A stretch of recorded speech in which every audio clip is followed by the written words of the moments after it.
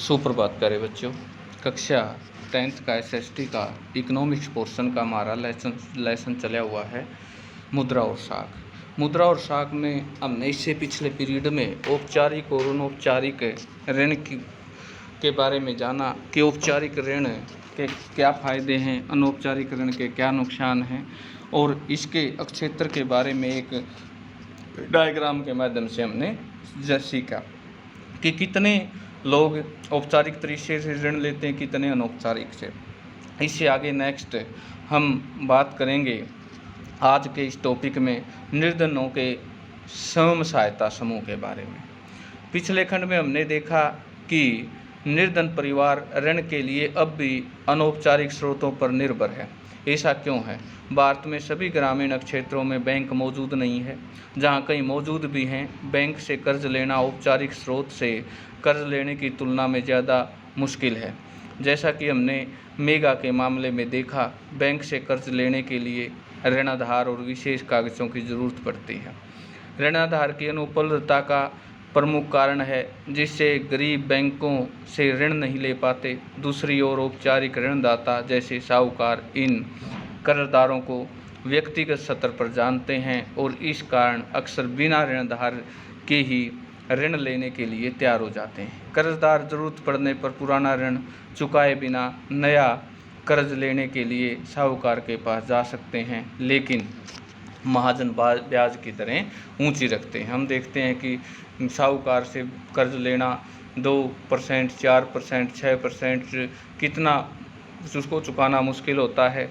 लेन then की लिखापढ़ी भी पूरी नहीं करते और निर्धन कर्जदारों को तंग करते हैं। हाल ही के वर्षों में लोगों ने गरीबों को उधार देने के लिए कुछ नए तरीके अपनाने की कोशिश की है।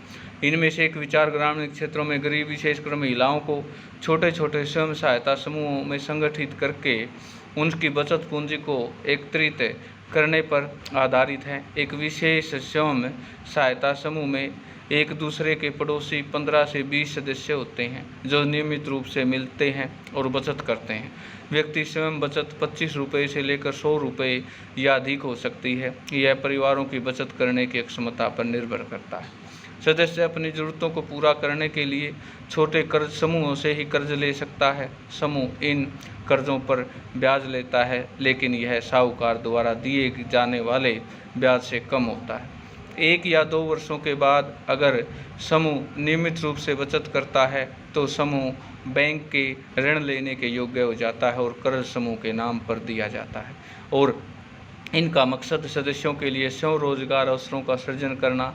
उदाहरण के लिए सदस्यों को छोटे छोटे कर्ज अपनी ज़मीन को गिरवी रख के दिए जाते हैं। छुड़वाने के लिए कार्यशील पूंजी की ज़रूरत होती है। बीज, खाद, बांस, कपड़े खरीदने के लिए, घर बनाने के लिए, सिलाई की मशीन के लिए, हथकरघा के लिए उन्हें संपत्ति खरीदने के लिए दिया जाए। बचत और ऋण गतिविधियों से संबंधित ज़्यादातर महत्वपूर्ण निर्णय समूह स्वयं लेते हैं। समूह की में दिए जाने वाले ऋण उसका लक्ष्य है, उनकी रकम, ब्याज दर, वापस लौटाने की अवधि आदि के बारे में निर्णय करता है। इन ऋण को लौटाने की जिम्मेदारी भी समूह की होती है। एक सदस्य अगर ऋण वापस नहीं लौटाता तो समूह अन्य सदस्यों में इस मामले में गंभीरता से लेते हैं। इसी कारण बैंक निर्धन महिलाओं से ऋण लेने के लिए तैयार हो जाते हैं जब स्वयं सहायता समूह से संगठित कर लेते हैं, यद्यपि उनके पास कोई ऋणदार नहीं होता। इस तरह सहायता समूह कार्यरत सहायता समूह संगठित कर लेते हैं, यद्यपि उनके पास ऋणधार की कमी की समस्या के उभारने की मदद करते हैं। उनके समय अनुसार विभिन्न प्रकार की आवश्यकताओं के लिए एक उचित ब्याज दर पर ऋण मिल जाता है। इसके अतिरिक्त यह समूह ग्रामीण क्षेत्रों में गरीबियों को संगठित करने में मदद करने में इससे न केवल महिलाएं आर्थिक रूप से स्वावलंबी होती है, बल्कि समूह के नियमित बैठकों के जरिए लोगों को एक आम मंच मिलता है जहां पर वह तरह तरह के सामाजिक विषयों जैसे स्वास्थ्य, पोषण, घरेलू हिंसा आदि पर आपस में चर्चा करते हैं। बांग्लादेश में ग्रामीण बैंक उचित बैंक दरों की से ज़रूरतों को पूरा करने के सफल इतिहास रहा है। 1970 में छोटे पैमाने पर वर्ष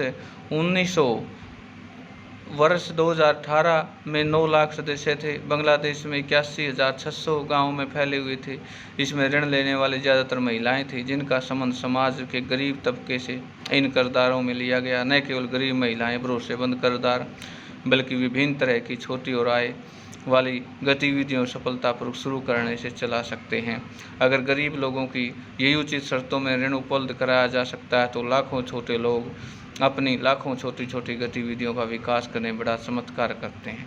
तो सारा लेसन पढ़ने के उपरांत हमें पता चला, इस अध्याय में हमने मुद्रा के आधुनिक रूपों और बैंकिंग प्रणाली के संबंधों को देखा। इस तरह जमाकर्ता अपना धन बैंकों में रखते हैं, दूसरी तरफ कर्जदार बैंकों में ऋण लेते हैं। आर्थिक गतिविधियों के ऋण की जरूरत होती है, जैसा कि हमने देखा। सकारात्मक प्रभाव हो सकते हैं, कुछ परिस्थितियों में कर्जदार की स्थिति बदतर कर सकते हैं। ऋण विभिन्न स्रोतों से उपलब्ध होता है। ये औपचारिक अनौपचारिक तरह के स्रोत हो सकते हैं। औपचारिक और अनौपचारिक ऋणदाताओं में शर्तों में बहुत फर्क होता है। वर्तमान समय में अमीर परिवार औपचारिक स्रोतों से ऋण लेते हैं, जबकि गरीबों को इस अनौपचारिक स्रोतों में निर्भर रहना पड़ता है। यह अनिवार्य है कि औपचारिक क्षेत्र में कुल ऋणों की वृद्धि होती है, ताकि महंगे अनौपचारिक ऋण पर निर्भरता कम हो। साथ ही बैंकों में सरकारी समितियां इत्यादि गरीबों को मिलने वाले औपचारिक ऋण का हिस्सा बढ़ना चाहिए। वे दोनों कदम विकास के लिए ज़रूरी है। प्यारे बच्चों, आज ये लेसन कंप्लीट हो गया। आशा है सबको ठीक ढंग से समझ में आया होगा और इसके आपने संपूर्ण नोट्स तैयार करने हैं, प्रश्न आंसर याद करने हैं। परीक्षा की दृष्टि से अत्यंत महत्वपूर्ण है और लाइफ में भी काम आने योग्य बातें हैं। आशा है ये सारी चीज़ें आप लिख रहे होंगे, याद कर रहे होंगे।